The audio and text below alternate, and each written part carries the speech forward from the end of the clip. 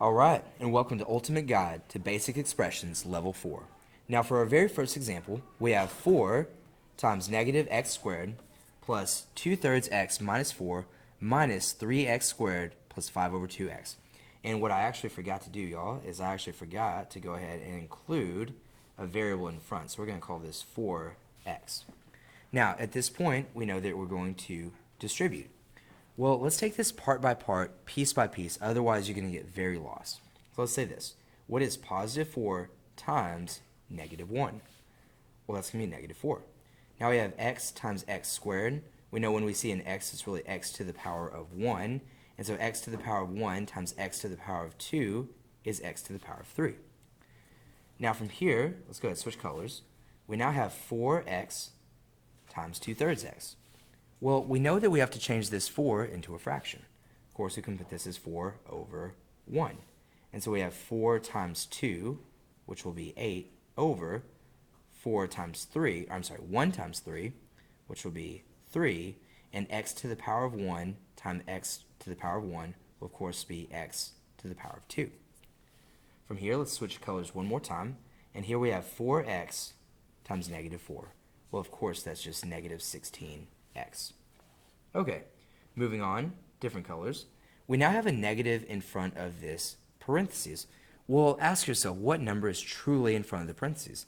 It's actually a negative 1. And we know that multiplying anything by negative 1 simply changes the sign. So negative 1 times positive 3x squared will be negative 3x squared. And this nice blue color, negative 1 times 5 over 2x will be negative 5 over 2x. I'd pause the video at this point, get caught fully up on the notes. Now, at this point, we want to go ahead and combine all of our like terms. So I look at my x to the power of 3, and as I scan to the right, I actually don't see anything else with an x to the power of 3. So I'll write negative 4x cubed. Okay, moving on, I see an x to the power of 2, and I go to the right and I see this negative 3x to the power of 2. So I know that I can actually combine those. Now, once again, we actually have a little fraction math. Let's do this off to the side. Clear off a space. We'll write 8 over 3 minus 3. Now from here, we're going to change 3 into 3 over 1. And of course, we ask ourselves, 1 times what number will get me to 3? Well, we can do 1 times 3 on the bottom, 3 on the top. And we now have 8 over 3 minus 3 times 3 is, of course, 9 over 1 times 3 is 3. And we would say that 8 minus 9 will give us negative 1 over 3. So back over here, switching back to my nice green color, my red color, when I combine these two x squared terms, I'm going to get negative 1 over 3x squared. Now from here, moving on to my final color, let's go ahead and use the nice purple. We have negative 16x and negative 5 over 2x. And I actually need to clear off a space for myself so I can do this fraction math again. Okay, so we'll go ahead and write negative 16. Let's go ahead and write it as negative 16 over 1 minus 5 over 2. Well, of course, 1 times what number gets me to 2? We'd say 1 times 2. If I multiply the bottom by 2, I'll multiply the top by 2. And of course, 2 times negative 16 is negative 32 over 2 times 1 is 2 minus 5 over 2. Remember, now that I have a common denominator, I can go ahead and subtract these two things. And of course, negative 32 minus 5 is negative 37 over. And remember, when combining my common denominators, I keep them the same. So we have negative 37 over 2. And of course, the variable there was x. And there it is. There's our first answer. I know that this is a little bit difficult, a little bit complex. I would encourage you to pause the video, finish taking your notes. Let's move on to our second and final example.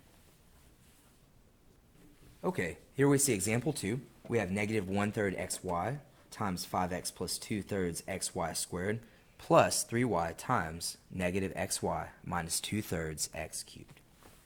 Once again, I would highly encourage you to take this piece by piece. We know that a negative times a positive is a negative. I can change 5 into 5 over 1. And so I have 1 over 3 times 5 over 1, which will of course become 1 times 5 is 5. 3 times 1 is 3. And here I notice I have an x to the power of 1 times x to the power of 1, which will of course become x squared. And my y really doesn't have anything to multiply by, so I just write y. Moving on, I have a negative times a positive, so I write another negative. We have top times top. 1 times 2 is 2, and on the bottom, 3 times 3 is 9. Now here we have x to the 1 times x to the 1 again. We have another x squared.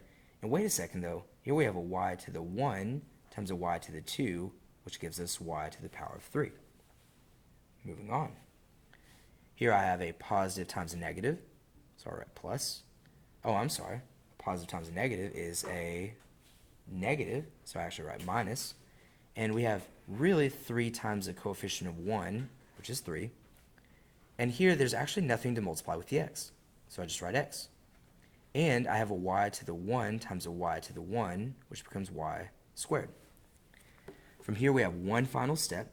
When I multiply the 3 times the 2/3, let me switch colors actually.